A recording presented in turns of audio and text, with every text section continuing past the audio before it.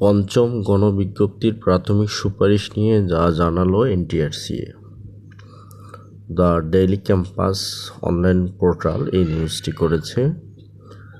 চলতি মাসেই পঞ্চম গণবিজ্ঞপ্তিতে আবেদনকৃতদের নিয়োগের প্রাথমিক সুপারিশ করতে চায় বেসরকারি শিক্ষক নিবন্ধন ও প্রত্যয়ন কর্তৃপক্ষ এনটিআরসিএ। তবে ইন্ডেক্সধারী শিক্ষকদের আবেদন খুঁজে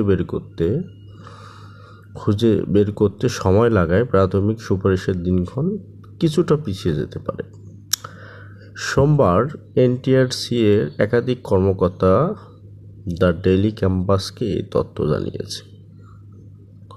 কর্মকর্তারা জানিয়েছে, ইন্ডেক্সধারী শিক্ষকদের আবেদনের সুযোগ না থাকলেও তারা তথ্য গোপন করে আবেদন করেছেন।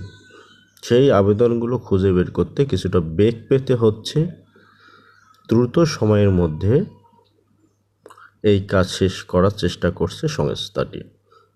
এই আবেদনগুলো খুঁজে বের করার উপর প্রাথমিক সুপারিশের সময় নির্ভর করছে। অর্থাৎ অনেকেই আছে যে ইন্ডেক্স নাম্বার পাওয়া সত্ত্বেও তথ্য গোপন করে আবেদন করতে পারে। সেই কারণে এনটিআরসিএ এই সমস্যাগুলো মূলত ফাইন্ড আউট করে তারপর প্রাথমিক সুপারিশে যাবে। এখানে ওবায়দুর রহমান, এনটিআরসির সচিব ওবায়দুর রহমান দ্য ডেইলি ক্যাম্পাসকে বলেছেন, আমরা চেষ্টা করেছি দ্রুত প্রাথমিক সুপারিশের ফল প্রকাশ করতে। ইন্ডেক্সধারীরা গণবিজ্ঞপ্তিতে আবেদন করায় কিছুটা বিলম্ব হচ্ছে, ফলে সুপারিশ করা হবে সেটি এখন বলা যাচ্ছে না। তবে কোরবানি ঈদের আগেই প্রাথমিক সুপারিশের ফল প্রকাশ করা হবে।